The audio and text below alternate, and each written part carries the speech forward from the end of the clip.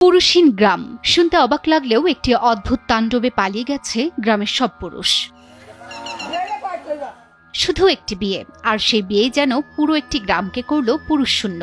হ্যাঁ, নেত্রকোনার পূর্ব ধলার হবিবপুর গ্রামে যা ঘটেছে তা যেন অবিশ্বাস্য এক ঘটনা। গ্রামে এখন নেই কোনো পুরুষ, আছে শুধু আতঙ্ক, কান্না আর প্রশ্ন, কেমন বিচার। ছোট্ট ফুলা ফান্ডিরে তো আমরা গড় রাখতারি না, এই যে একটু ফুলা ফান এরারেও আয়া ধরে। সবকিছু শুরু হয় একটি বিয়ের প্রস্তাবকে ঘিরে। নারান্দিয়া ইউনিয়নের পাইলাটি গ্রামের জুয়েল মিয়ার মেয়েকে বিয়ে করতে চেয়েছিলেন পাশের বাড়ির বশিরউদ্দিনের ছেলে আরিফ, কিন্তু উক্ত পরিবার প্রস্তাবটি অনুপযুক্ত মনে করে প্রত্যাখ্যান করে এবং মেয়ের বিয়ে অন্যত্র দেয়। ঝগড়াটা হইছে এই বাড়ি আর সেই বাড়ি, তো সারা গাঁও আগুন লাগছে। এখান থেকেই শুরু হয় দুই পরিবারের মধ্যে দ্বন্দ্ব, যার পরিণতিতে গ্রামের সাধারণ মানুষ পর্যন্ত আজ আতঙ্কে দিন কাটাচ্ছেন। 12 জুন রাতে হামলা হয় জুয়েল মিয়ার বাড়িতে। হামলাকারীরা ভাঙচুর চালায়, এমনকি গোয়ালঘরে আগুন লাগিয়ে দেয়। যে আমার ব্যবসা ছাড়া 22 ঘর তারা মতে এই ঘটনার মধ্যে জড়িত না, তবু জড়িত করছে। এখন আপাতত তারা পলানের মধ্যে আছে। খবর পেয়ে পুলিশ পৌঁছায়, কিন্তু পরিস্থিতি আরো ভয়াবহ রূপ নেয়।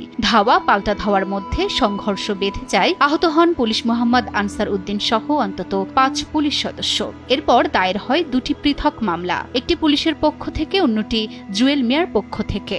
হাতে রান্না বান্না করা কাটা বাসা করে দাও আছে, এই দাওগুলো ফেরা লয়ে গেছে। 38 জনের নাম উল্লেখ করে অজ্ঞাতনামা আরো 80 থেকে 90 জনকে আসামি করা হয়েছে। পুলিশ শুরু করে গ্রেফতার অভিযান। এ ভয়েই হবিবপুর গ্রাম থেকে প্রায় সব পুলিশই পালিয়ে গেছে। এ পুলিশের ভয়ে বাড়ি ছেড়ে দিছে। বাংলাদেশের শক্তিশালী থার্মিক স্টিল বার ফেমাস স্টিল লিমিটেড। আজ গ্রামটি যেন এক নারীদের বন্দিপুরী। কেউ রান্না করছেন চোখের পানি ফেলে, কেউ সন্তানকে বুকে জড়িয়ে ভাবছে এটি কি শুধুই বিয়ের জন্য। স্থানীয়দের অভিযোগ, অভিযানের সময় পুলিশ ঘরবাড়ি ও আসবাবপত্র ভেঙেছে। গ্রামবাসীর একটাই দাবি, গ্রামের শান্তিপূর্ণ সমাধান ও নিরাপত্তা নিশ্চিত হোক। আমরা কি অপরাধ? ঝগড়া লাগছে হে পাইলাড়িরা আর হে উত্তরে বাইরেরা, আমরা হচ্ছে মাঝখানে, আমরা কি কারণে নিরাপদ নাই। নেত্রকোনার অতিরিক্ত পুলিশ সুপার হাফিজুল ইসলাম বলেন, অভিযান চলবে, তবে নিরপরাধ কেউ হয়রানির শিকার হবে না বলে আশ্বাস দেন তিনি।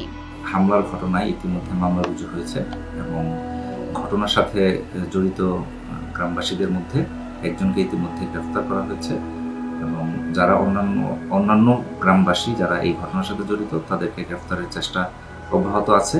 তবে একটা বিষয় আপনাদেরকে জানিয়ে রাখি, গ্রামবাসীদের মধ্যে যারা নিরীহ, যারা কোনোভাবে এই ঘটনার সাথে জড়িত নয়, তাদের প্রতি যেন কোনো হয়রানিমূলক আচরণ না হয় সেই বিষয়ে নেত্রকোনা জেলা পুলিশ এবং পূর্বধলা থানা তারা সতর্ক রয়েছে। এদিকে ভয় ঢুকে গেছে গ্রামবাসীর মনে। পুরুষ শূন্য গ্রামে এখন কেবলই শূন্যতা আর ভয়ের ছায়া। সময় এসেছে আইনের সঠিক প্রয়োগ, সামাজিক সচেতনতা এবং শান্তিপূর্ণ সমাধানের।